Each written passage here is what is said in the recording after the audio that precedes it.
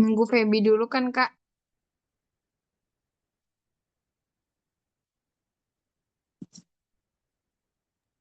Wait, ini sambil tak coba ya. Ntar kalau 8 lebih 5 dia nggak join, kita mulai aja.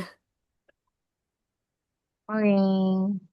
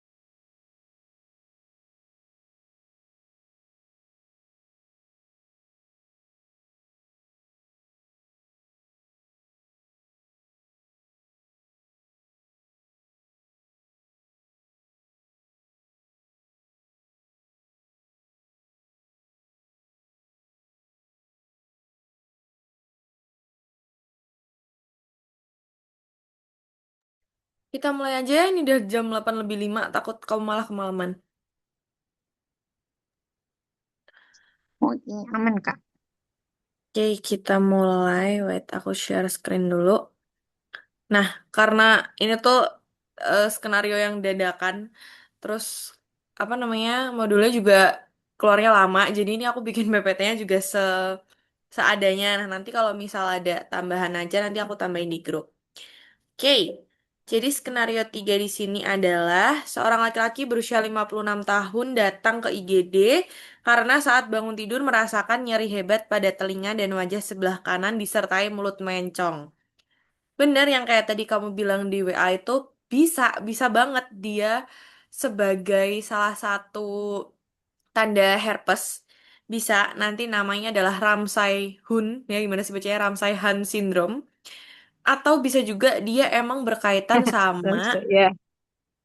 kenapa? Enggak, iya. Lanjut, Oh, Kak. sumpah, soalnya suaranya kayak delay gitu loh. Jadi kayak masuknya telat, sumpah. Nanti kalau misal ada apa namanya delay suara lagi kamu boleh itu ya boleh apa namanya kakak kakak kakak seperti gitu ya. Soalnya aku takutnya kalau salah denger. Oh.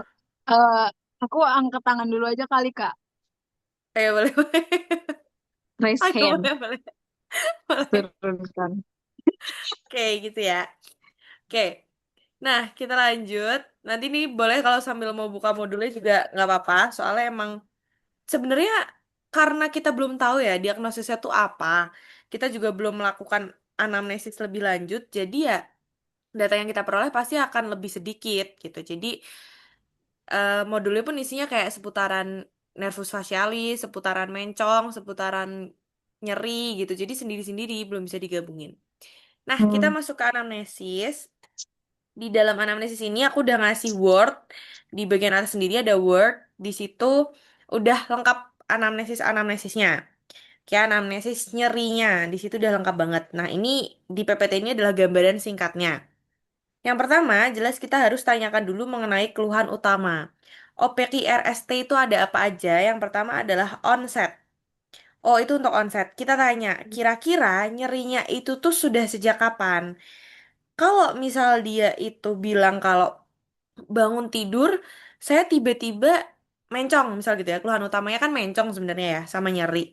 Dia bilang bangun tidur, tiba-tiba mulut saya udah mencong. Nah, kamu langsung bisa ke arah diagnosis yang tiba-tiba. Contoh, Bell's palsy.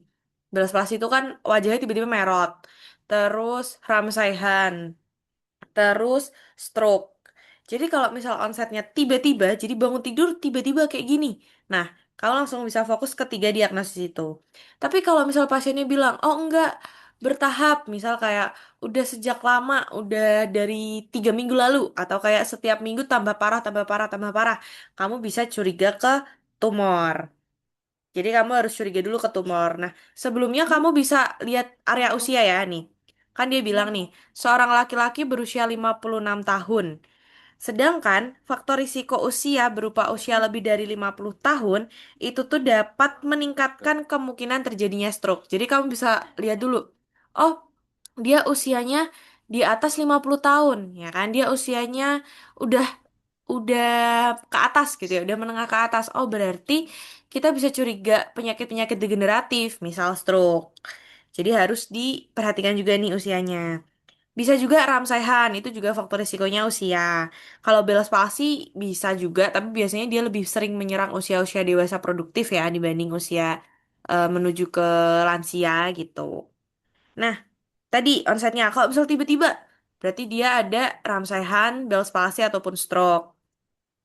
Terus kita lihat ke bagian P. P itu apa? P itu adalah provocation atau palliation. Kira-kira dia itu diperberat dengan apa atau dikurangi dengan apa? Misal ya, dia bilang kayak, oh nyeri telinganya itu tuh makin parah kalau dia apa ya makan atau menelan. Misal bilang gitu ya, misalnya, oh nyerinya tuh sakit banget kalau misal saya tuh lagi makan, lagi ngunyah tuh sakit banget. Kamu bisa curiga ke area penyakit-penyakit pendengaran, misal otitis media kronik, otitis media akut, dan lain sebagainya.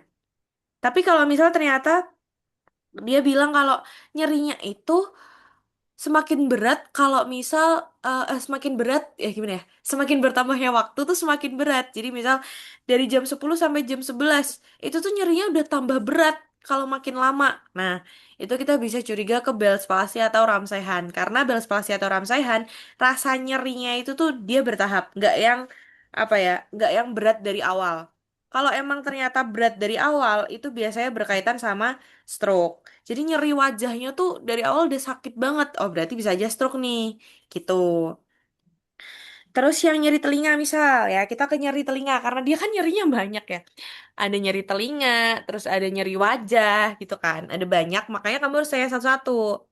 Tadi nyeri wajah tuh kayak oh ternyata nyeri wajah saya tuh tambah parah gitu. Semakin lama tuh kayaknya kok semakin semakin merot ya gitu, semakin nyeri ya. Oh, berarti kamu bisa kayak oh Bell's palsy nih. Kalau nggak oh yang Ramsayhan nih gitu. Tapi kalau saya tuh bangun tiba-tiba merot terus udah langsung sakit, udah langsung berat.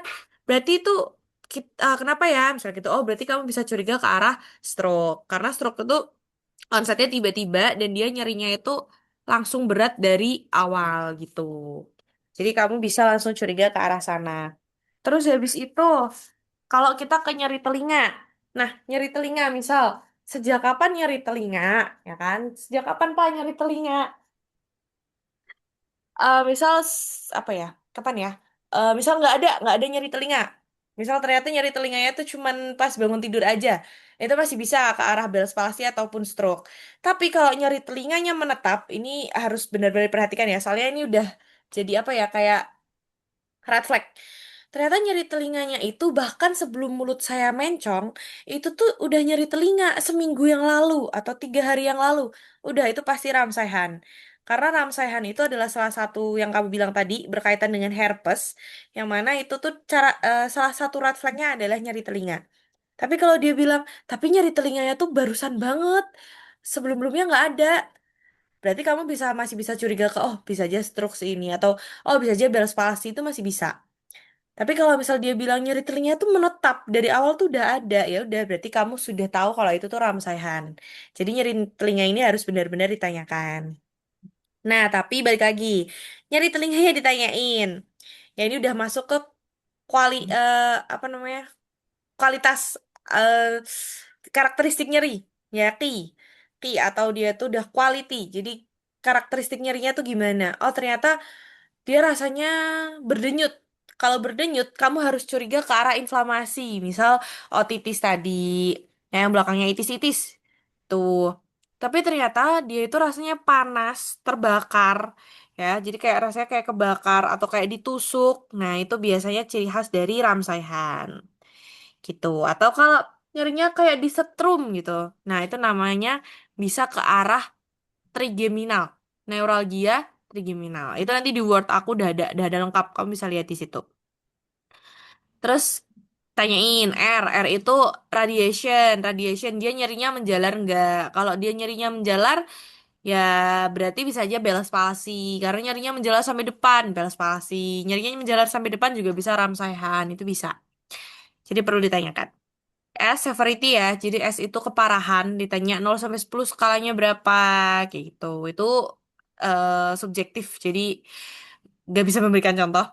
Terus time, ditanyain, kira-kira nyerinya hilang timbul atau menetap. Tadi ya yang aku bilang, kalau misal dia itu nyerinya menetap, maka kamu bisa langsung ke arah ramsayhan, karena dia nyerinya pasti menetap. Dia nggak hilang timbul gitu loh, nggak yang kayak apa namanya nanti kadang-kadang ada, kadang-kadang enggak. Jadi Ramsayhan tuh nyerinya tuh nyeri banget yang sampai dia tuh nggak bisa tidur. Kayak gitu. Jadi harus ditanyain. Nyerinya menjelas sampai wajah nggak? Oh, ternyata iya. Ya udah berarti kamu udah langsung wah kayaknya ini Ramsayhan deh. Kayak gitu. Terus habis itu ke T tadi time ya. Nah, terus habis itu nanyain karakteristik nyeri. Jadi ini nyerinya harus di apa ya? Harus ditanyain banget.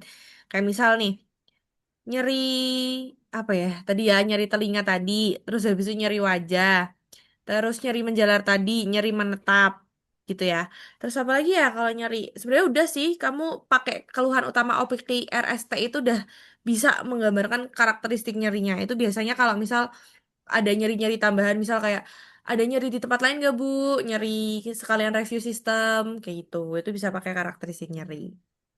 Nah, kamu terus bisa sekaligus nanyain gangguan atau gejala yang lain. Contoh, kira-kira ada kesulitan nutup mata nggak? Karena kalau misalnya ada kesulitan nutup mata, kamu nanti bisa mengarah ke penyakit-penyakit yang ada lesi di perifer. Ya, ada lesi perifer di nervus 7. Ini nanti ada di bagian bawah ada kok bedanya lesi perifer sama lesi sentral. Jadi kamu tanyakan, ada nggak kesulitan nutup mata kayak gitu. Terus kemudian juga sama, ada nggak kesulitan apa namanya naikin alis. Jadi kayak sulit nggak ngangkat alis gitu. Kalau misal sulit, ternyata jawabannya sulit. Kalau dia sulit ngangkat alis ataupun sulit ngangkat area dahi, itu lesinya pasti ada di bagian lower, lower motor neuron ya lower motor neuron ataupun bagian perifer. Biasanya Bell's palsy, Ramsayhan, otitis media, otitis ya, itu akan mengalami kesulitan ngangkat alis. Kalau enggak, dia pasti stroke. Jadi kalau ternyata dia cuma nyeri di bagian cuman mencong aja, ya ada stroke nih di bagian mulutnya ya, dia mencong aja, dia nggak akan kesulitan mengangkat alis. Karena dia udah beda jalur. Sarafnya antara lower motor neuron dan upper motor neuron tuh beda. Kalau misal dia tidak ada kesulitan ngangkat alis, berarti dia itu ada masalahnya pada pada upper motor neuron, stroke. Tapi kalau misal dia ada kesulitan dalam mengangkat alis, maka ada pada LMN atau lower motor neuron, Bell's palsy, Ramsay-Hunt, otitis. Sama halnya dengan menutup mata. Kalau dia itu ditanyain, kira-kira bisa nutup mata nggak? Ternyata nggak bisa. Berarti diagnosisnya juga sama, cuma dua, Bell's palsy atau Ramsay-Hunt. Kalau misal dia itu ternyata bisa nutup mata, biasanya dia stroke gitu. Karena itu tadi jalur sarafnya itu beda. Nanti di bawah ada alur-alurnya gitu. Terus kamu juga nanyain sekalian, ini bisa masuk ke gejala neurologis ya yang dari tadi ya, yang mata, terus ngangkat alis, kayak gitu itu masuk ke gejala neurologis. Tambahan satu lagi tentang gangguan bicara. Gangguan bicara, kelemahan anggota gerak itu bisa kamu tanyain. Jadi ditanyain, kira-kira selain mulutnya itu mencong, ada nggak anggota geraknya tuh sulit, apa namanya, tangannya sulit digerakin? Kalau nggak, kakinya kaku tiba-tiba, nggak bisa digerakin. Terus tanya juga, kira-kira bicaranya jadi pelo nggak? Bisa ngomong nggak? Oh ternyata bisa. Kalau dari skenario ini kemungkinan bisa ya, karena kan dia melakukannya auto anamnesis, jadi langsung ke orangnya kan. Jadi dia pasti bisa ngomong. Maka bisa langsung kamu singkirin, oh berarti bicaranya nggak pelo nih. Oke, berarti bukan stroke. Gitu. Terus kelemahan anggota gerak juga ditanyain ya. Oh ternyata tangannya masih oke, kakinya juga masih bisa gerak. Oke, dia bukan stroke. Dia pasti berkaitan dengan nervus facialisnya. Bell's palsy ataupun Ramsay-Hunt kayak gitu. Jadi bisa kamu tanyakan. Terus juga bisa ditanyain, kira-kira kerasa pusing nggak? Vertigo gitu nggak? Apa ya, gangguan keseimbangan nggak? Ini masih di gejala neurologis ya. Banyak banget soalnya.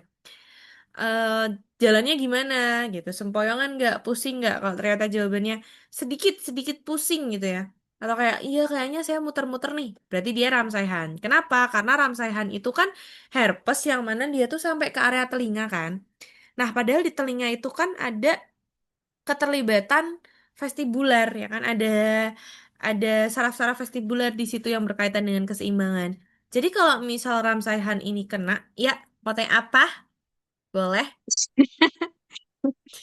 Eh, kan anu Kak, apa yang keseimbangan itu Mm-mm. hmm, RHS kalau dia stroke kalau keterlibatan dari karena vestibular kan. Nah, itu pasti berarti dia ngerasa sempoyongan. Apa misalnya kayak RHS-nya maksudnya kayak Ramsay-Hunt syndrome-nya itu nggak separah itu jadi tapi nggak nyebabin gangguan keseimbangan. Oh, jadi gini, kalau misal Ramsay-Hunt syndrome itu, ini sebenarnya tergantung ya. Tergantung baiknya nanti doktermu tuh akan memberikan Oke. anamnesis kayak apa. Tapi umumnya Oke. seseorang herpes yang sampai apa namanya didiagnosis RHS tadi, yang mana dia udah sampai ke telinga, itu biasanya sekaligus menderita gangguan keseimbangan. Soalnya dia udah sampai ke bagian telinga Hmm, kan, tapi itu tuh udah jadi apa ya? Istilahnya kayak iya. kalau misal kita udah tahu gejala itu tuh kamu langsung bisa reject semuanya, bisa reject terus pasti bisa reject stroke, itu tuh bisa. Jadi itu tergantung Hmm. baik-baik doktermu sebenarnya. Kalau misal dia jawabnya nggak ada, ya udah berarti kamu harus pikirkan kemungkinan yang lain dulu gitu. Tapi umumnya seseorang dengan Oh. RHS itu biasanya dia pusing, pasti kayak sempoyongan gitu loh, gitu. Hmm. Tapi Seperti kalau itu. misalnya dia nggak sempoyongan ataupun pusing, eh masih ada kemungkinan diagnosisnya itu nggak, Kak? Masih, masih ada. Kamu bisa Oh, pertimbangan yang lain. Bisa kayak tadi apa namanya yang oke. red flag, misal kayak nyeri nyeri telinga tadi, ya kan? Yang nyeri telinganya menetap atau eh, udah lama atau baru aja. Kalau udah lama ya berarti RHS. Kalau misal baru aja kamu bisa pertimbangan, oh mungkin dia Bell's palsy apa ya, atau mungkin dia stroke gitu. Bisa dipertimbangkan itu. Jadi nyeri telinga itu salah satu red flag juga sih. Itu. Oke, oke. Sudah, Kak, sudah. Oke. Itu ya. Jadi nanti kalau misal terakhiran kamu tanyain kayak oh ya tanyain juga pernah nggak dulu riwayat penyakit, riwayat ini udah masuk ke gejala lain termasuk ke kulit. Kamu tanyain Ada nggak kira-kira di bagian telinganya ada apa sih ya kayak tumbuh-tumbuh keluar muncul bentol-bentol, bintik-bintik isinya air, ataupun dulu pernah kena cacar air nggak? Nah itu ditanyain karena itu kan berkaitan sama herpes yang akan menyebabkan RHS nanti kayak gitu. Jadi harus ditanyakan itu RPD ataupun RPS-nya yang berkaitan sama cacar air itu harus ditanyain gitu. Nah, jadi kalau misal nih pada Bell's palsy, intinya pada Bell's palsy itu kan tiba-tiba nggak tiba-tiba mencong gitu ya. Tiba-tiba ada misal kayak contoh nih kena kena kipas angin kelamaan tiba-tiba dia merot gitu. Itu bisa. Itu gara-gara kelemahan saraf fasialisnya. Nah, kalau misal dia itu tiba-tiba, ya kan, kamu bisa pertimbangkan tiga kan, bisa stroke, Bell's palsy, ataupun RHS tadi. Intinya pada Bell's palsy, dia itu tidak akan ada riwayat cacar air. Kalau mungkin ada, ya bisa aja. Tapi biasanya RPS-nya atau riwayat penyakit sekarangnya itu tidak ditemukan adanya vesikel. Jadi kamu perlu tanya itu. Jadi dia mulutnya mencong mendadak, tidak bisa ngangkat alis, tidak bisa nutup mata. Terus habis itu nggak ada kelemahan ekstremitas, nggak bicara pelo, nggak ada vesikel. Terus biasanya berkaitan sama inflamasi ya si Bell palsy ini. Kamu tanyakan kira-kira ada nggak rutinitas yang berubah, misal bukan berubah sih, rutinitas yang apa ya? Rutinitas yang bisa mempengaruhi. Contohnya tadi, sering nggak di depan kipas angin terus-menerus. Nah, itu tuh salah satu kenapa kok dia bisa nyebabin, bisa bikin Bell's palsy gitu. Jadi kamu harus tanyain kira-kira kesehariannya ngapain gitu kan. Kayak gitu. Itu bisa. Kenapa sih kok bisa kipas angin sama Bell's palsy? Soalnya kipas angin tuh kalau misal kena terus-menerus itu bisa bikin apa ya? Se secara tidak langsung ya, karena kelamaan itu tuh bisa bikin pembuluh darahnya itu mengalami penyempitan gitu. Sekaligus sama penurunan imunitas. Karena kan udaranya jadi dingin ya. Nah, itu bisa bikin penurunan imunitas, makanya bisa bikin inflamasi. Karena kan intinya Bell's palsy itu kan peradangan nih, inflamasi pada saraf wajah, kayak gitu. Jadi perlu ditanyakan. Terus, ekstremitas, pokoknya ini tuh ekstremitas. Kalau misal dia ada kelemahan ekstremitas, ya udah berarti dia stroke. Terus kalau misal nih, kita ke gejala stroke, ya udah semua muanya kan mendadak, sama kayak Bell's palsy tadi sama. Bedanya, dia kalau disuruh ngerutin dahi masih bisa, disuruh nutup mata masih bisa. Terus bicaranya pasti pelo karena kan dia mulutnya mencong dan dia stroke. Pasti bicaranya pelo. Terus habis itu kamu tanya, pernah jatuh nggak? Terus pernah kebentur nggak kepalanya? Atau eh nggak ngerasain gejala di area apa ya kardiovaskular enggak kayak gitu itu perlu ditanyakan. Kelemahan ekstremitas atau hemiparesis itu udah jadi red flag bagi stroke. Kalau misal dia stroke pasti ada kelemahan ekstremitas itu pasti, jadi perlu ditanyakan. Oke, terus next ke RHS ini. Nah, RHS ini kamu harus tanya tadi ya, red flagnya adalah nyeri telinga. Kalau ada nyeri telinga ditemukan sebelum kelumpuhan itu terjadi ataupun sebelum mulutnya itu mencong, sebelum semua gejala ini terjadi, ya udah berarti dia adalah RHS. Dan dia sama kayak Bell's palsy. Gejalanya mirip banget Bell's palsy. Sama bahkan, tapi paling ketambahan vertigo ataupun ketambahan semua hal yang berkaitan sama telinga. Itu pasti ketambahan di situ. Jadi tentang penurunan pendengaran iya, dia kerasa vertigo puter-puter pusing iya karena keseimbangannya ada vestibular di situ. Ada tinnitus, tinnitus tuh telinganya kayak berdenging gitu. Pokoknya ada masalah di telinganya lah. Ada masalah pada pendengaran, pada telinganya. Ya udah, kamu bisa ke arah RHS atau ke otitis. Otitis di sini bisa otitis media. Tapi otitis medianya ya diagnosisnya kalau otitis media tuh otitis media disertai dengan komplikasi. Jadi sudah komplikata ya. Makanya namanya otitis media komplikata karena sudah disertai komplikasi dengan wajah mencong ini tadi. Makanya kalau misal kita mau ngambil otitis media kayaknya nggak mungkin banget. Soalnya kayak terlalu maksa gitu loh. Tapi ya balik lagi ya nanti dilihat kira-kira dia punya tambahan anamnesis apa gitu. Misal dia ternyata ada pas di otoskopi ternyata ada nanah di dalam telinganya ya udah berarti dia otitis media karena RHS nggak akan ada nanah di dalam telinganya. Terus habis itu nanti kalau misal ada penurunan pendengaran itu juga bisa gitu. Jadi itu pada beberapa DD yang mungkin menyerang pasien ini. Gitu, ada yang mau ditanyain?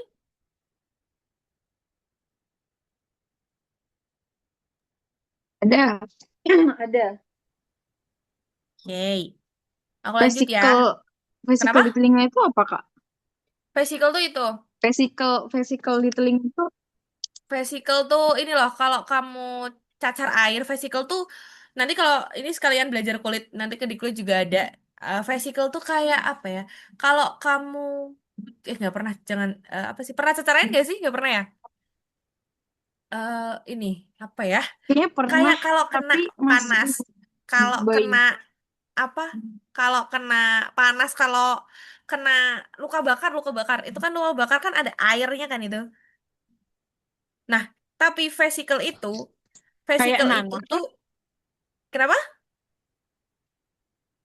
Kayak nanah, Kakak. Nah, tapi vesikel itu dalamnya masih air. Betul, kayak misal apa ya, Oh, oh, tahu, tahu, bentol, tahu, tahu, tahu, tahu. bentol, tapi dia itu isinya masih air. Nah, kalau misal vesikel itu jadi gede, contohnya pada luka bakar, itu namanya bula, BULA, bula. Nanti kalian belajar di situ Gula. ada. Oh, Jadi gula. vesikel kecil, ya kan? Vesikel itu kecil, tapi nanti besar namanya bula, BULA. Itu kalau misal pada luka bakar. Kalau vesikel tuh pada cacar air kecil. Jadi dia kayak digigit nyamuk tapi isinya air. Kayak jerawat nanah tapi isinya air kayak gitu. Atau kalau Iya, pernah iya, iya. eksema, pernah tahu eksema? Nah itu. Vesikel itu. Eczema. Itu jadi harus ditanyain. Kenapa makanya aku tadi suruh kamu nyanyain kira-kira dia RPD-nya ada cacar air atau enggak. Kira-kira dia di telinganya sekarang ada vesikel atau enggak. Nah itu perlu ditanyakan. Tuh. Ada yang bertanya lagi? Oke. Aku enggak. Matanya nggak vape. Feby ternyata udah join ya Allah. Tidak menyapa. Lanjut, Kak. Oke. Oke. Kelanjut ya. Next ke ini. Nah, ini adalah anatomi dari telinga. Nah, anatomi telinga. Telinga itu dibagi jadi telinga dalam, telinga luar, telinga tengah, telinga dalam. Ya, outer, middle, inner.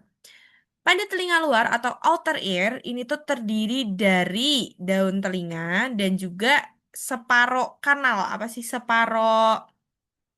Saluran telinga, ya saluran telinga luar namanya, saluran telinga luar sampai sini. Nah, di sini kita ada yang namanya helix, terus kemudian ada antihelix, konka, scava, nia konka. Kalian anatomi udah belajar nggak sih di blog dulu? Udah belum? Udah, Kak. Blok 6. Ya udah kan. Nah, ini sekaligus mengulang aja ya. Jadi di sini itu kita pokoknya intinya telinga luar itu terdiri dari daun telinga sama saluran telinga luar. Ya, jadi terdiri dari itu ada helix, antihelix, cava, terus habis itu ada concha, terus ada cuping ini auricular lobule atau disebut sebagai earlobe. Ya, ini adalah bagian daun telinga. Fungsinya buat apa? Fungsinya itu buat menangkap gelombang suara yang berasal dari eksternal atau luar. Jadi pertama kali gelombang suara itu menyentuh telinga, itu ditangkapnya oleh si daun telinga. Baru kemudian nanti diarahkan ke liang telinga atau ke saluran telinga luar ini. Ini external auditory canal. Nah, external auditory canal inilah yang kemudian akan melanjutkan suara, akan menyalurkan atau menghantarkan suara ke membran timpani. Ini dia, membran timpani atau gendang telinga disebutnya sebagai ya membran timpani ya atau di sini Englishnya tympanic membrane. Nah, dia inilah udah masuk ke middle, middle ear. Jadi dia udah di tengah. Dia udah di tengah. Nah, si membran timani ini nanti ketika gelombang suaranya itu masuk ke sini, dia tuh bakalan bergetar. Getarannya ini bakal diteruskan melalui 3 tulang pendengaran. Di sini. Jadi ada 3 tulang pendengaran. Jadi di telinga tengah nanti kamu bakalan ketemu si membran timpani dan 3 tulang pendengaran. Nih, ada malleus, incus, stapes. Stapes, ya atas stapes. Malleus martil yang pertama banget martil, terus nanti suara dilanjutin ke incus atau landasan, dan terakhir sampai ke stapes atau sanggurdi. Nih, jadi ada tiga ini. Ini yang bagian tengah. Baru setelah di bagian tengah, nanti lanjut ke bagian telinga dalam atau koklea. Tapi sebelumnya, di bagian telinga tengah juga kita punya yang namanya timpani cavity atau kavitas timpani yang nanti akan lanjut ke tuba Eustachius. Nah, jadi kalau misal nanti apa namanya tuba Eustachius ini nanti akan bekerja sama ya sama si timpani, kavitas timpani ini, ruangan ya, artinya ruangan yang ada di belakang dari membran timpani ini untuk menyamakan suara antara menyamakan tekanan udara, maaf, menyamakan tekanan udara antara telinga luar sama telinga tengah. Jadi biar nggak bumpet gitu. Itu adalah tuba Eustachius. Jadi biar ke telinga kalian tuh bisa mendengar dengan jernih. Jadi misal tekanan udaranya ada perubahan tekanan udara. Contoh pas kalian naik pesawat atau enggak kayak di mobil lagi ngebut. Itu kan tiba-tiba telinganya bumpet tuh. Nah, untuk menyamakan tekanan udara tersebut biar bumpetnya ini bisa cepetan hilang, yang bekerja adalah si tuba Eustachius. Jadi tuba Eustachius ini yang bakal mengatur tekanan udara yang ada di telinga luar dan juga ada di telinga tengah. Gitu. Nah, ini sebenarnya tuba Eustachiusnya ikut inner ya, yang ikut tengah itu cuman bagian timpaninya aja. Oke, jadi dari tengah, terus habis ada malleus incustapes, kita lanjut ke koklea. Di telinga dalam yaitu koklea, itu ada yang namanya koklea atau rumah siput. Ini ya, rumah siput. Dia adalah organ utama dari pendengaran, yang mana di situ getaran mekanik yang dari depan tadi, ya, ini itulah yang akan diubah menjadi impuls saraf. Jadi gelombang tadi ya diubah menjadi impuls saraf di sini, diubah jadi impuls listrik. Makanya pada koklea ini dia itu akan langsung terhubung dengan nervus koklear. Yang mana ini dia akan menghantarkan sinyal ke otak gitu. Jadi ini tuh nanti diubah di sini yang nanti di dalam sini ada yang namanya organon corti. Nanti kita bahas di bawah. Oke, jadi suara masuk ke sini terus kemudian nanti disalurkan ke saraf. Ini untuk anatominya. Nah, terus kita lanjut dulu ke histologi. Ini, ini adalah organon koti. Jadi ini tuh reseptor pendengaran utama yang ada di dalam koklea. Makanya aku tadi bilang di dalam koklea ini nanti kita ketemu yang namanya organon korti. Jadi dia tuh yang berperan penting dalam mengubah getaran jadi impuls listrik. Nih, apa nih ini? Organ of Corti. Di sini ada clue-nya, ITC dan OTC, inner tunnel of Corti sama outer tunnel of Corti. Ini ya, ini inner, ini outer. Nah, pada di sini, apa aja sih kira-kira yang penting dari gambar ini? Yang pertama, jelas skala. Pada organon Corti, ya, pada organ of Corti, itu tuh nanti terbagi jadi tiga. Ada skala vestibuli, skala media, sama skala timpani. Wait, tak kasih gambar tentang yang bukan histologi. Saya sebentar.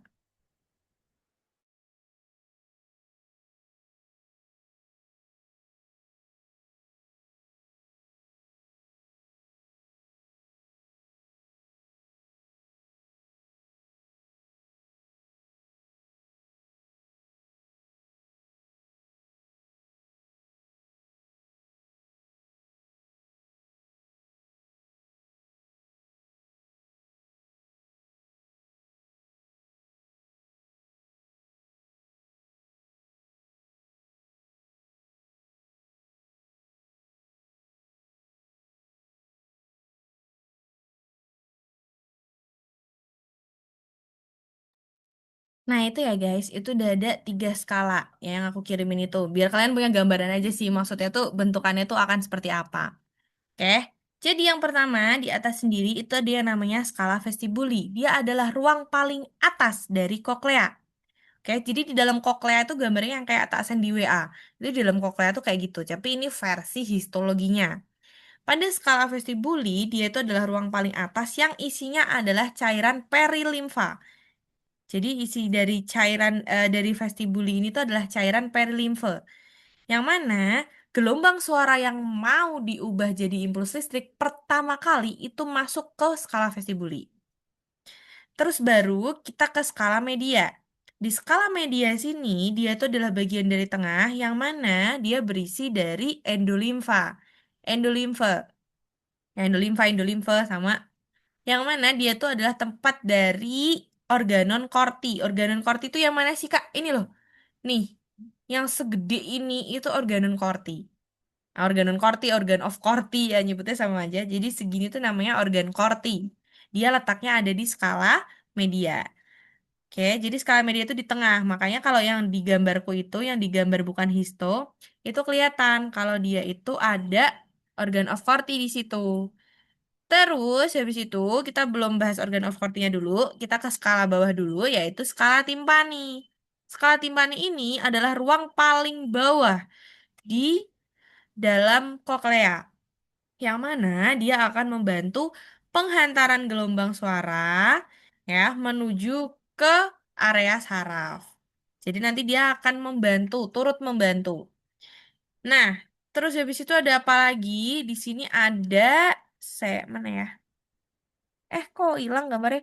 Di sini itu, oh ini, ada ini. Reisner membran atau membran vestibular. Ya, membran vestibular atau Reisners ini itu merupakan tempat tempat apa ya? Tempat yang akan ikut bergetar, bagian yang akan ikut bergetar ketika ada gelombang suara. Jadi getaran itu nanti dia tuh akan turut menggetarkan si membran vestibular atau Reisner ini. Gitu. Yang mana nanti kalau misal dia itu apa namanya? Kalau misal frekuensi suaranya itu tinggi, biasanya getarannya itu akan mencapai si ini, membran vestibular Reisner ini. Jadi kalau misalnya ada frekuensi yang tinggi, getarannya itu bisa turut menggetarkan si Reisner. Gitu. Terus ada apa lagi yang penting dalam pendengaran ya? Itu ada rambut. Rambut-rambut. Yang mana ini? Oh ini. Ada inner hair cells dan ada outer hair cells. Ya, ini inner, ini outer. Bedanya apa, Kak? Kalau misal inner hair cells, dia itu yang akan mengubah getaran jadi impuls listrik. Itu inner. Kalau outer hair cells, dia yang akan memperkuat. Jadi diubah dulu sama inner, baru nanti diperkuat suaranya sama outer. Inner hair cells dia akan mengubah getaran jadi impuls listrik, sedangkan outer hair cells dia akan memperkuat sensitivitas dan ketajaman suara. Itu adalah outer hair cells. Terus di sini ada tektorial membran. Nah, tektorial membran inilah yang akan yang ada di atas sel-sel rambut. Jadi dia tuh nempel sama si outer. Dia berada di atas sel-sel rambut. Jadi ketika membrannya ini tuh bergetar ya, ada membran eh, apa namanya? Apa namanya? Ketika ada suara ya, ketika ada suara masuk, si membran ini tuh akan bergetar. Nah, ketika membran ini itu bergetar, sel-sel rambut di bawahnya juga akan ikut bergerak. Ketika rambut-rambut ini bergerak, terus habis itu bergesekan sama si membran tektorial ini, maka akhirnya akan terbentuk impuls listrik. Sehingga dia nanti akan membantu si getarannya ini diteruskan, ya kan, diteruskan menjadi impuls listrik dan diteruskan ke otak. Jadi seperti itu. Terus habis itu, di sini juga ada yang namanya pilar sel. Ini pilar sama falangel, yang mana dia itu sel penunjang ya. Jadi dia yang menunjang agar organon korti ini tidak apa ya nggak roboh kayak nggak lemah gitu loh. Makanya ketika misal dia proses degeneratif ya pada usia-usia lansia ya, itu tuh nanti bakalan mengalami kelemahan baik dari falangel ataupun pilarnya, baik dari penyangganya, makanya si sel-sel apa organon kortinya ini tuh lemah atau justru memang degeneratif dari rambutnya. Sel-sel rambutnya ini sudah melemah, makanya dia kalau misal mau meneruskan suara itu jadi udah nggak kuat kayak gitu. Itu adalah salah satu eh apa namanya? Salah satu faktor risiko dari usia gitu. Nah, aku tuh punya apa namanya? Fisiologi dari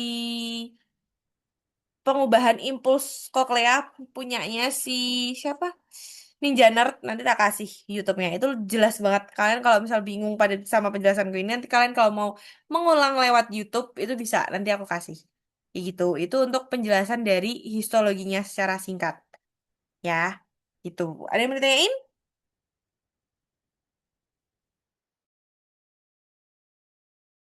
Nggak ada, Kak. Oke, aku lanjut dulu ya. Nanti kalau kalian mau tanya, boleh bisa langsung tanya aja. Nah, yang berikutnya adalah mekanisme dari pendengaran atau fisiologi pendengaran ya. Jadi yang pertama, gelombang bunyi itu akan datang dari getaran-getaran benda ya, entah getaran benda apapun di sekitar kita yang menghasilkan bunyi. Frekuensi tinggi ya berarti nadanya tinggi ya. Di sini ada frekuensi gelombang bunyi atau haze. Ya, jadi kalau frekuensinya tinggi ya berarti nadanya tinggi, kalau frekuensinya rendah ya berarti nadanya rendah, kayak gitu ya. Gelombang bunyi ini akan ditangkap melalui daun telinga. Nih, yang atas. Jadi akan ditangkap melalui daun telinga. Terus kemudian setelah dia itu dari daun telinga, dia itu akan menuju ke liang telinga. Di liang telinga ini menuju ke gendang telinga. Dari gendang telinga atau membran timpani akan masuk ke tulang pendengaran. Malleus dulu, ya, malleus dulu atau martil, terus incus atau landasan, ya, dan steps atau stapes atau sanggurdi. Baru kemudian dilanjutin ke koklea atau rumah siput. Nah, di koklea inilah yang akan terdapat organon korti tadi. Jadi sel rambut yang ada di organ korti tadi akan bergerak. Ya, kenapa? Karena getaran dari membran basilar, dari membran yang tadi. Makanya kemudian akan membuka kanal ion pada stereosilia atau pada rambut tadi, silia tadi yang aku jelaskan di atas tadi ya, pada ini. Itu dia akan bergesekan, membuka kanal ion, terjadilah depolarisasi. Maka terbentuk impuls listrik. Baru setelah itu, impuls listrik akan diteruskan menuju ke otak. Ini ya, jadi nomor 7 tuh ini. Membran basilar. Jadi setelah di koklea, koklea kalau di zoom itu isinya ini. Membran basilar ini akan bergetar, ya kan? Karena ada getaran suara, membran basilarnya gerak, getar. Nah, getaran ini akhirnya juga turut menggetarkan si rambut-rambutnya tadi yang aku sudah jelaskan di atas ini. Karena dia getar, ini getar, rambutnya getar, akhirnya bergesekan kan? Nah, bergesekan itu akan memicu impuls listrik, akan terbentuklah listrik di sini. Makanya dia langsung masuk, diteruskan ke otak. Kayak gitu. Ini untuk prosesnya. Seperti itu. Ini untuk fisiologinya ya. Dari si pendengaran. Sebenarnya sama aja kayak yang tadi aku jelasin di sini. Yang di atas yang kayak dari telinga luar nanti masuk ke dalam kayak gitu. Tapi ini lebih versi apa ya? Versi detailnya aja. Gimana kalau dia bisa sampai ke otak ya karena dia nanti diubahnya ke sini ya di organ korti. Nanti kalau kalian lupa atau kalian bingung nanti tak kasih YouTube yang ada. Oke, ada yang mau ditanyain dulu sampai sini?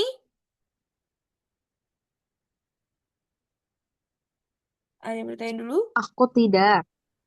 Oke. Next ke wajah. Nah, tadi telinga, sekarang kita ke wajah. Di wajah di sini sebenarnya karena ini tuh apa namanya? Nyerinya sendiri-sendiri ya. Kita kan belum tahu dia tuh sebenarnya keterkaitan nyerinya di mana. Jadi di sini aku turut memasukkan aja saraf-saraf ataupun anatomi dari wajah. Nah, ini aku bahas singkat aja, sekilas, oke? Jadi, wajah itu jelas fungsinya buat apa? Buat ekspresi, buat ngomong, buat makan, dan lain sebagainya itu bisa terjadi pada wajah. Nah, karena tadi dia mengalami kemencongan wajah ya, makanya kemencongan mulut ya, makanya di sini aku bahas sedikit tentang wajah. Tulang penyusun wajah utama itu adalah bagian tulang maksila atau rahang atas. Terus kemudian nanti ada mandibula atau rahang bawah. Sigomatik ya atau pipi, nasal atau hidung dan orbita yaitu di rongga mata. Jadi nanti di sini ada di rongga mata, orbikuler ya otot-ototnya, anatominya di sebelah sini, terus zigomatik di area pipi, terus kemudian ada nasal di bagian hidung, terus kemudian ada mandibula ya, dan juga nanti ada si maksila. Nah, Jadi, kalau misal tadi dia ada kemencongan di area bibir ya atau mulut, berarti nanti kita bisa fokusnya itu ke area pipi, bisa ke area pipi ataupun bisa ke area maksila dan juga bisa ke area mandibula sini. Gitu. Sebenarnya singkat doang sih ini. Nah, terus habis itu sekilas tentang sarafnya.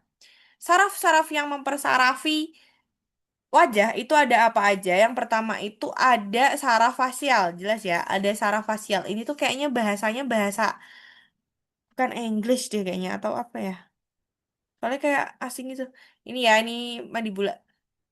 Nah, jadi yang bisa mempersarafi itu yang pertama adalah saraf fasialis, jelas ya, saraf nervus nervus kranial ketujuh atau saraf fasialis yang mana dia akan menggerakkan otot-otot wajah. Ini nerve fasial. Dan juga ada saraf trigeminus, saraf kranial 5 yang mana saraf trigeminus ini sebenarnya dia itu cuman berfungsi untuk sensorik. Jadi kalau misal ada sentuhan di wajah kita atau ada nyeri atau ada perubahan suhu itu nanti diteruskannya oleh si kranial 5. Tapi kalau untuk yang pergerakan otot, tulang dan lain sebagainya anatomi itu adalah si saraf facialis nervus kranial ke-7. Gitu. Jadi kalau misal tiba-tiba ada mulutnya mencong atau kalau atau enggak kayak Bell's palsy, kelumpuhan otot wajah. Yang lumpuh apa? Yang lumpuh ya otot fasialis. Karena otot fasialis yang berperan sebagai otot motoriknya. Sedangkan otot sensorik si trigeminus itu tuh cuman berfungsi untuk sentuhan-sentuhan aja, nyeri, sentuhan, suhu, kayak gitu. Tapi kalau misal yang berkaitan dengan pergerakan ya itu adalah si fasialis gitu. Jadi kalau ada masalah Bell's palsy itu ada masalah pada apa ya? Ada masalah pada nervus fasialis gitu. Ada masalah pada nervus ke-7. Tuh. Terus kalau arterinya juga sama ya, arterinya mengikuti arterinya apa? Arterinya ya fasialis gitu. Oke, nih ini itu adalah gimana sih cara wajah merespon sentuhan dan juga gimana cara wajah itu bisa memunculkan ekspresi. Jadi ini sebenarnya berkaitan sama motorik sensorik tadi ya. Kalau misal kita itu berbicara tentang sensorik, maka kita pakai saraf trigeminus. Jadi reseptor meneruskannya ke saraf trigeminus. Baru nanti ke otak, otak langsung tahu, oh ini dingin, ini panas, ini nyeri, dan lain sebagainya. Kalau misal kita itu mau apa ya, memunculkan ekspresi, menggerakkan wajah kita, ya kita pakainya otot fasialis, saraf fasialis, atau saraf kranial ke-7. Ini tadi saraf kranial ke-5, trigeminus. Jadi bisa dibedakan ya. Jadi kalau misal berkaitan dengan ekspresi, ngubah senyum, terus apa ya, buka mulut, dia itu pakainya saraf yang fasialis. Makanya ketika terjadi kelemahan pada saraf fasialis, ya udah ada efeknya adalah mencong. Jadi ketika ada masalah pada kelemahan saraf saraf fasialis, jadinya Bell's palsy tadi. Kelemahan, inflamasi di situ. Nah, tapi kalau misal rasa nyeri yang dirasain pada wajahnya, itu yang berperan adalah nervus trigeminus atau saraf kelima. Sentuhan, nyeri, suhu, kayak gitu. Jadi, ini adalah step by stepnya. Sebenarnya ya sama ya, kayak misal kalau ada sentuhan ya sentuhan, diterima reseptor, reseptor ke saraf, saraf ke otak, otak ke persepsi, sama. Atau kalau yang ekspresi juga sama. Emosi, emosi terus habis itu diterima, ya masuk lewat saraf, saraf terus kemudian meneruskan ke reseptor yang ada di kulit, bener. Terus habis itu kulit, ya udah mau dia mau apa, mau senyum, mau seberut kayak gitu. Beda di sarafnya aja. Jadi kalau sensorik dia pakainya trigeminus atau nervus 5, kalau misalnya motorik dia pakainya facialis atau nervus 7. Oke. Nah, ini berkaitan sama saraf-sarafnya tadi. Bentar, sampai sini ada yang pentingin dulu.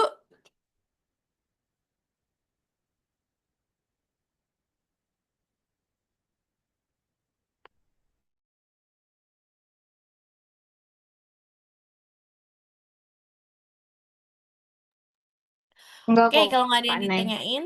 Oh, apa? Mau tanya? Main. Enggak, Kak. Aku jawab enggak. Oh, oke, oke, oke. Aman-aman. Oke, aku terusin ya. Nah, di sini, apa namanya?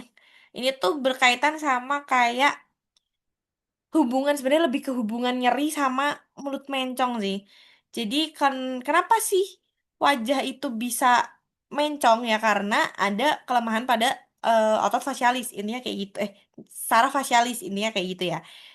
Jadi ini aku jelaskan dulu secara umum ya, hubungan antara nyeri telinga, nyeri pada telinga, nyeri pada wajah dengan mulut mencongnya. Jadi kalau misal nervus facialis tadi, ya misalnya ini nih, kita balik ke sini tadi. Nervus facialis tadi yang bang warnanya kuning ini, itu kan dia nyebarnya sampai mana-mana. Sampai area telinga juga iya nih, di belakang telinga, posterior telinganya, ataupun di depan telinganya juga ada. Jadi, saraf facialis ini tuh dia nyebarnya sampai mana-mana. Nah, hubungannya apa dengan nyeri telinga dan juga mencong? Karena nervus facialis ini itu berjalan lewat temporal ya, lewat tulang temporal yang ada di area telinga tadi, ini itu kan dia akan melewati sebuah saluran sempit yang disebut sebagai kanalis facialis. Jadi apabila pada saluran itu dia itu inflamasi ataupun edema ataupun sarafnya kejepit di situ, maka akan menimbulkan rasa nyeri pada telinganya. Akibatnya, akibatnya karena dia itu nervus facialis ya, yang mempersarafi wajah, ya berarti kalau ada inflamasi ataupun ada edema ataupun ada saraf terjepit di situ, dia bakal bikin otot wajahnya itu jadi lemah.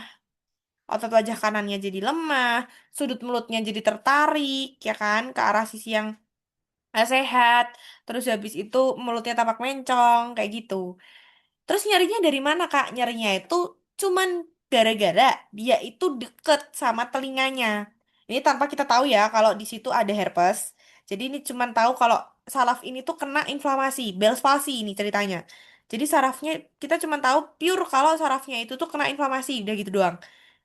Nah, ketika sarafnya kena inflamasi karena dia itu lokasinya deket sama telinga, ya udah makanya jadi nyeri telinga. Cuman gitu aja mekanismenya kalau ada inflamasi pada saraf. Beda lagi kalau nanti kita ke penyakit-penyakit tertentu ya, gitu. Oke. Jadi kenapa kok dia bisa mencong ya? Banyak ya, banyak halnya. Bisa karena emang kena inflamasi ataupun emang gejala stroke dan lain sebagainya. Oke, jadi kita anggaplah ini inflamasi pada saraf dulu gitu ya. Makanya nyeri di telinganya itu karena emang lokasinya itu berdekatan. Nah, terus habis itu kita lanjut ke gambar yang tadi. Pada gambar ini ya, kita itu punya ini tuh sebenarnya lebih ke jalur nervus facialisnya sih. Ya, jalur-jalur nervus facialis. Jadi di sini nanti yang warnanya ungu ini berkaitan dengan saraf eferen yang mana dia buat otot-otot ekspresi. Ya, sama dia kalau misal berjalan ke telinga yang aku sudah bilang tadi, dia ke area tulang pendengaran. Terus habis itu kalau misal yang kuning itu buat motor apa namanya saraf motorik yang mana dia biasanya buat kelenjar-kelenjar, kelenjar air mata. Terus kemudian nanti ada kelenjar lakrimal kayak gitu. Ya, jadi dia itu otot-otot buat motorik. Terus kalau misal yang hijau ini adalah sensor. Ya, dia saraf sensor buat ngerasain di lidah gitu. Nah, terus ini ya dari awal, yang pertama kita itu bisa ngelihat yang namanya motor nucleus of facial nerve. Ya, sama ada superior salivatory nucleus. Oke, jadi dua nervus ini dia itu keluar dari otak. Oke, dia keluar dari otak, ya, yang mana dia tuh sebenarnya apa ya? Dua-duanya itu adalah sumber atau pusat asal nervus facialis yang ada di batang otak atau pons. Dia membawa banyak ya. Dia membawa motorik untuk wajah tadi, terus habis itu parasimpatis sama sensorik. Sini ada tiga ya, ada eferen, motor, sama sensori. Ini, kalian bisa lihat-lihat, ingat-ingatnya di sini. Jadi dia keluar dari otak. Terus habis itu dia akan berjalan melalui telinga. Kok bisa Kak? Kok bisa tahu kalau ini lewat telinga? Ini ada internal acoustic meatus. Dan juga ada geniculate ganglion. Yang mana ini itu ada di area telinga. Makanya kenapa kalau misal ada masalah pada nervus facialis karena lokasinya deket banget sama telinga, ya udah telinganya pasti ikutan nyeri. Terus udah tuh, ya. Kemudian setelah dia lewat dari sini, ya udah ini terpisah sendiri-sendiri. Kalau yang ungu ya berarti dia untuk otot ekspresi wajah, dia bisa ke pipi, ke bibir ya, ke dahi, dia buat ekspresi wajah. Kalau misal di bagian saraf kanannya terganggu, otot wajah yang ada di saraf kanan ini akan melemah. Makanya sudut bibirnya tuh kelihatan ketarik ke kiri, ke arah yang sehat. Itu ciri khas dari Bell's palsy. Jadi kalau misalnya otot sarafnya, otot apa sih bibirnya itu ketarik ke arah yang sehat, misalnya yang sakit di sebelah kanan ya, tapi ternyata bibirnya itu tuh kayak ketarik ke arah kiri ya udah berarti dia itu ada kelemahan jelas pada saraf kanan karena dia ketariknya di sebelah kiri gitu. Jadi dia akan ketarik ke arah yang sehat, makanya mulutnya kelihatan mencong. Makanya pada pasien penderita Bell's palsy itu biasanya dia nggak akan bisa senyum ataupun apa nggak akan bisa senyum secara simetris. Dia juga nggak akan bisa menutup mata. Gitu. Itu kalau yang saraf ini ya bagian eferen. Terus habis itu di sini juga ada yang namanya chorda tympani nerve di sebelah sini. Nah, chorda tympani nerve ini dia itu berperannya sebagai special sensory fibers atau memberikan rasa. Jadi dia akan membawa rasa lidah di bagian anterior, bagian depan. Selain itu, dia juga akan membawa serabut ke arah kelenjar saliva.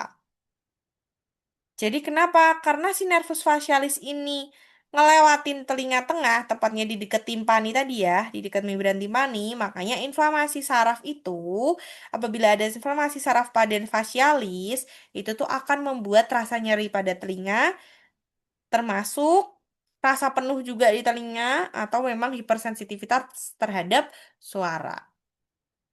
Jadi itulah kenapa ini tuh gambar itu sebenarnya nunjukin gimana sih kok bisa nyeri telinga sama mencong tuh kok bisa berkaitan itu kayak gimana ya karena nervus facialis aja dia itu ngelewatin telinga sebegini banyaknya, ngelewatin jalur telinga. Makanya ketika ada inflamasi sedikit aja pada saraf, ya udah dia akhirnya jadi nyeri di telinganya gitu. Walaupun sebenarnya dia nggak terlalu berkaitan, nggak kayak yang harus ada nyeri harus ada masalah pada telinga dulu baru bisa mencong ataupun nyeri telinga itu enggak ya bisa aja karena mencong terus habis itu karena dia itu ngelewatin telinga akhirnya dia nyeri telinga padahal di telinganya sebenarnya nggak ada apa-apa beda kalau nanti diagnosisnya RHS kalau itu kan emang udah pasti ada beberapa masalah pada telinganya gitu oke jadi ini untuk eh hubungan sebenarnya hubungan kenapa kok dia itu nyari telinga tapi dia juga mencong emang hubungannya itu gimana gitu ya karena nervus facialis berjalan di area telinga jadi ketika ada inflamasi ataupun penekanan saraf di situ ya akhirnya jadi ikutan nyeri gitu oke ada yang mau ditanyain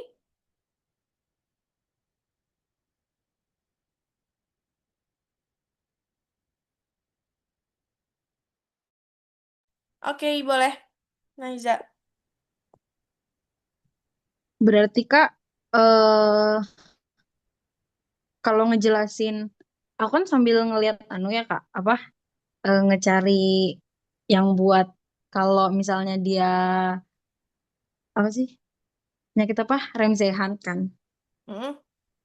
Nah, kalau rem sehan itu kata yang aku cari itu karena dia anu virusnya itu yang menyerang di ganglion nervus facialis itu kan ya. Hmm. Nah, makanya dia itu. Nah, tapi berarti yang kakak jelasin tadi itu yang kalau misalnya dia ada sakit pada apa ya bahasanya kayak meleot, terus kenapa dia bisa terasa nyeri juga di telinga itu karena eh, nervus facialis itu melewati ya tadi, Lewatin betul. melewati dari telinga apa Dia melewati dari area telinga kamu Hmm, bilang gitu aja liang nggak apa-apa liang liang telinga iya betul. ya area telinga melewati area area telinga itu tapi lebih identik kalau dia anu ya Bell's palsy berarti. Hah, karena kan kalau Bell's palsy itu kan dia sebenarnya cuman kelumpuhan pada facialis. Beda kalau misal si varicella. Kalau yang Hmm, RHS itu hmm. kan Varicellanya langsung nyerang ke sini kan, ke geniculate ganglion sini kan. Makanya itu beda lagi. Iya, Gitu. Berarti berarti dia itu sebenarnya karena dia itu nyerang area telinga, gitu nggak sih Kak? Iya, kalau si RHS iya. Kalau Bell's palsy belum tentu. Karena kan Bell's palsy bisa aja yang keserang nervus facialisnya itu emang langsung di area pipi. Tapi karena dia menjalarnya sampai sini makanya nyari telinga itu bisa. Hmm. Gitu. Tapi kalau Oh, RHS oke oke oke. pasti banget varicellanya itu pasti nyerangnya ke area ini. Gini kulit ganglion. Nih makanya dia apa namanya? Apa Bisa sih ada sampai eh, eh, bisa sampai nyari telinga. Ini yang warna abu-abu nih loh, gini kulit ganglion. Nah, nyeri keserangnya tuh di telinga, sini. apa meleot, apa mencong. Apa? Lebih enggak, virusnya itu emang nyerang nervusnya apa Jadi gini, kalau telinganya? misal apa ya? Kalau misal herpes ya, herpes atau cacar air, itu kan virusnya nggak akan bisa hilang kan. Nah, virus itu dia tuh Oke. akan nonaktif di bagian ganglion saraf sensorik. Di bagian ganglion saraf-saraf sensorik. Salah satunya si geniculate ganglion ini atau dorsal root ganglion.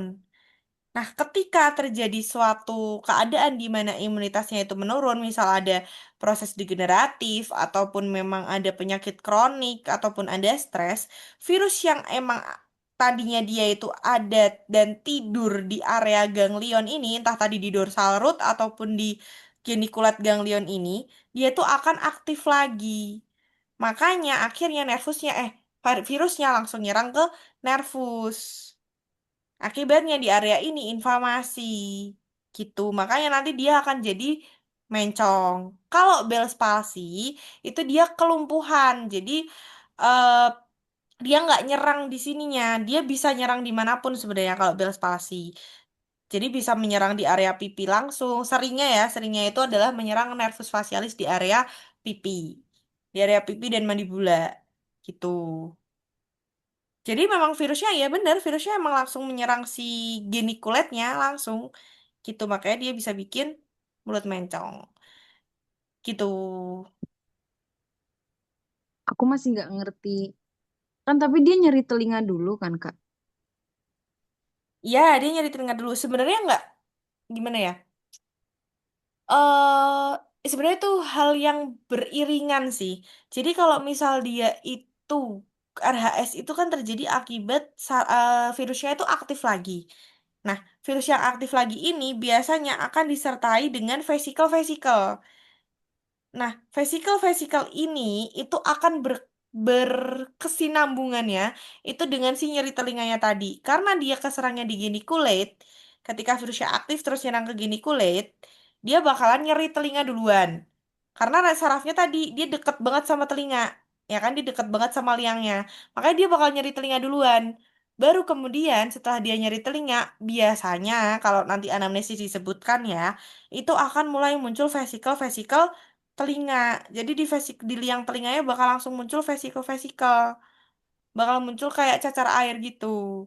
Baru kemudian nanti semakin lama langsung karena dia fasialis langsung bikin mencong gitu.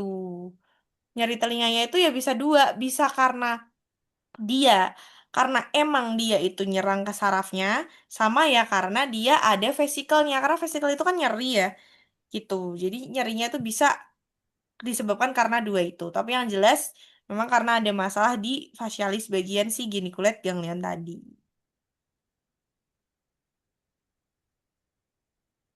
Paham nggak? Hmm, paham tapi nggak yang ya gitu loh. Tapi paham, tapi ngerti ngarah kemana gitu.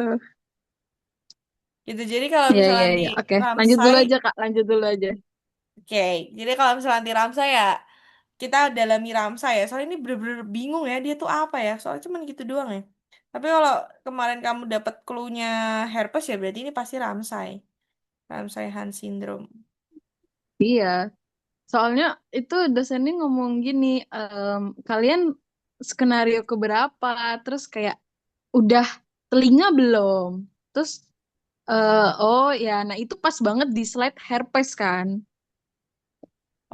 Nah Oh, terus berarti iya. sama beliau tuh di slide-nya itu cuman ada berapa, slide-nya itu cuman ada dua atau tiga, tapi beliau tuh ngejelasin lebih agak detail kayak misalnya gejala-gejalanya tuh apa gitu-gitu loh beliau ngejelasinnya. Jadi kayak curiga kalau skenario-nya ya itu.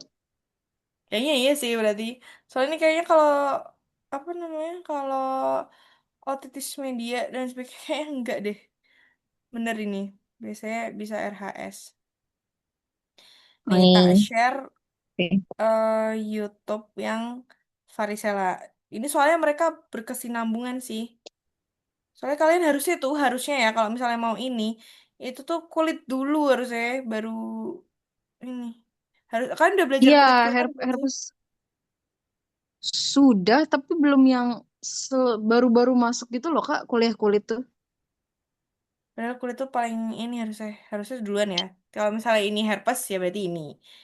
Saya tak sharein coba. Siapa tahu kalian buat belajar.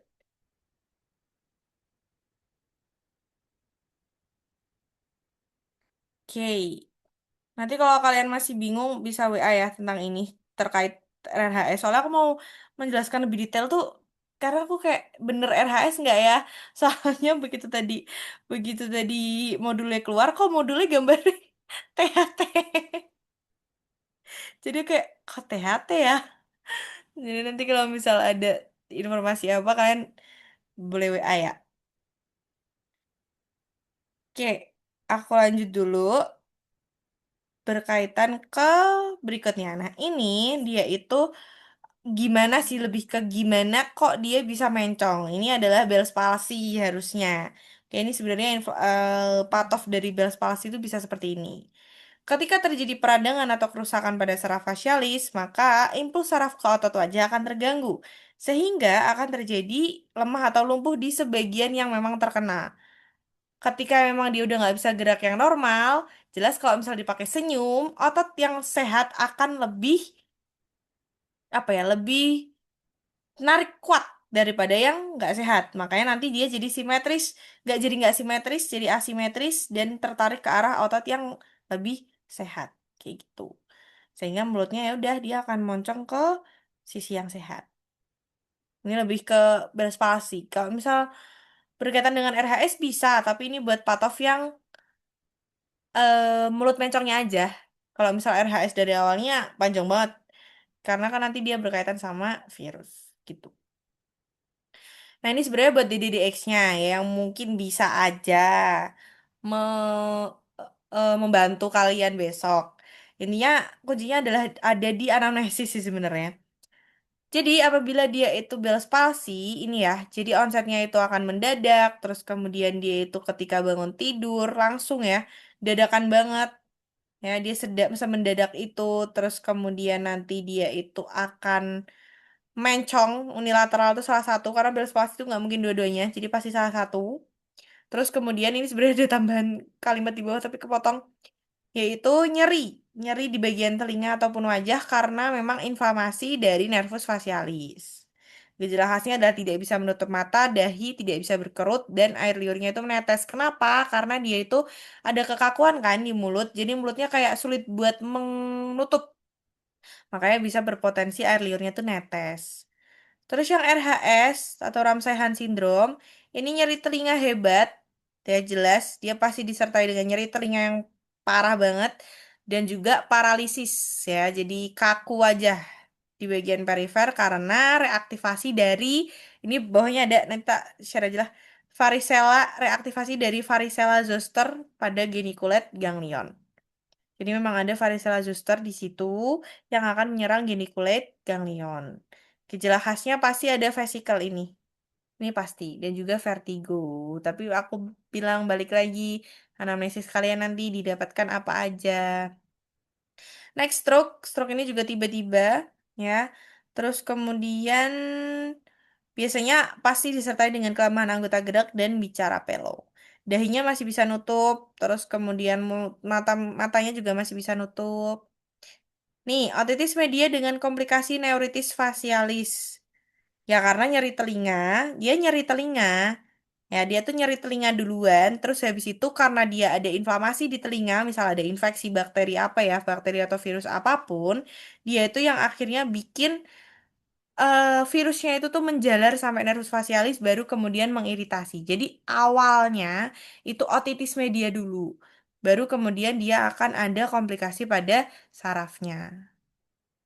Ciri khasnya adalah berupa demam, penurunan pendengaran, sekret telinga, nanah, kayak gitu. Jadi awalnya dia otitis media dulu, awalnya dia ada infeksi dulu, baru kemudian infeksinya itu mengiritasi si nervus facialis. Terus ada tumor atau parotis lesion ya. Jadi dia ada tumor di bagian nervusnya, yang mana kemudian melewati kelenjar parotis sehingga lesinya akhirnya bisa bikin perot. Terus trigeminal neuralgia ini tuh pusing ya, pusing nyeri wajah yang mana pusingnya tuh ditandai dengan nyeri sebelah, nyeri kepala sebelah. Dan yang terakhir adalah herpes zoster oticus. Jadi dia ada nyeri telinga dan wajah akibat ada VZV atau varicella zoster virus. Dia ditemukan pada vesikel. Kak, apa bedanya sama RHS? Kalau RHS biasanya dia udah disertai dengan mencong tadi. Kalau misalnya si herpes zoster ini dia nggak ada mencong. Mencong sama nyeri telinga tuh biasanya cuma di RHS, disertai vesikel ya. Jadi kalau vesikel tuh kamu bisa fokusnya tuh kedua, antara herpes ataupun RHS. Kalau misal dia herpes, dia biasanya nggak akan ada mencong dan nggak akan ada nyeri telinga yang menatap gitu. Yang mau ditanyain?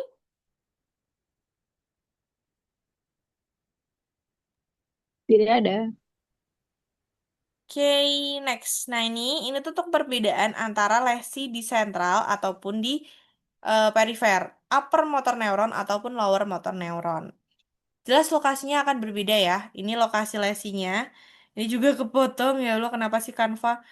Ini tuh jalur kortikobulbar di otak bagian supranuklear. Jadi dia di bagian atas, dia di bagian sentral. Sedangkan ini tuh terjadi ketika nervus facialisnya itu udah keluar dari otak. Jadi terjadi pada nervus facialis yang udah keluar dari pons. Nih. Penyebab terseringnya adalah stroke ataupun tumor otak. Dan juga ini tuh yang tadi ya, Bell's palsy, RHS, terus infeksi. Itu terjadi karena lower.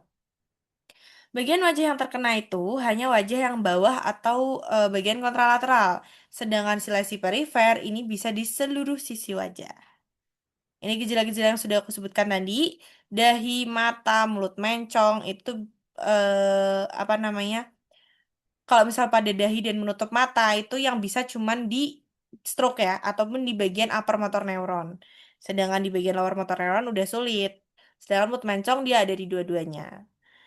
Terus habis itu misal ini gangguan pengecapan ya harusnya ini ada ya di pelo karena dia stroke. Ini typo kayaknya aku. Ini harusnya ada. Jadi gangguan pengecapan ada baik di upper motor neuron ataupun di lower motor neuron. Itu sih guys untuk perbedaannya. Nanti juga ada di apa namanya? Di modul nanti tak sertain yang lebih lengkap SS-an karena ini kepotong ternyata. Oke. Terus ini next ke bagian pemeriksaan. Nah, pada bagian pemeriksaan di sini kita tuh jelas bisa cek saraf-saraf kranial. Misal dengan coba Pak diangkat alisnya. Makanya aku nanti tanya ya besok kayak bisa nggak dibuat ngangkat alis, bisa nggak dibuat mengerutkan dahi, bisa nggak dibuat nutup mata, kayak gitu. Karena kalau misalnya bisa ya udah berarti dia bisa aja stroke gitu. Tapi kamu kan bisa lihat ya, oh dia pelo, berarti oh dia nggak pelo, berarti ya nggak stroke. Harusnya stroke itu rentan pelo gitu. Terus di otoskopi ini ciri-ciri otoskopi kalau normal itu kayak gini ya, bersih nggak ada cairan. Normalnya ini gendang telinganya nih, membran timpani. Kayak gini, bersih. Kalau ini dia ada cairannya, makanya dia kayak ada gelembung-gelembungnya. Ini juga dia full banget malah efusi. Kalau misal ada nanah, di sini nanti kelihatan putih. Jadi efusinya gara-gara nanah, kayak gitu. Kalau ini buat bentukan stroke. Kalau misal stroke akibat iskemik ataupun apa namanya eh, kehabisan oksigen ya, ini dia jadi ada bagian yang hipodens. Jadi dia kayak ketekan gitu loh, gara-gara ada penekanan akibat dia iskemia. Normalnya seperti ini. Gitu. Oke, itu guys. Ada yang ditanyain? Oh ya, bentar. Ini ya, ini cek saraf kranial tadi ya, pakai dahi gitu-gitu. Ini otoskopi yang sebelah kanan ini. Kita lihat, kalau misal dia itu ada vesikel-vesikel di sininya. Ini nggak kelihatan ya, harus otoskopi. Harusnya di sini nanti ada kelihatan vesikel apa kayak gitu, yang bisa kelihatan pakai otoskopi. Ataupun dari mata telanjang aja kita udah bisa lihat vesikelnya biasanya. Itu berarti dia fix RHS. Terus kita cek pendengaran pakai garpu tala ya, Rina Weber ataupun memang pakai audiometri. Oke, terus baru kita bisa ajukan CT scan atau MRI apabila curiga kerusakan otak seperti stroke gitu. Oke, ada yang mau ditanyain?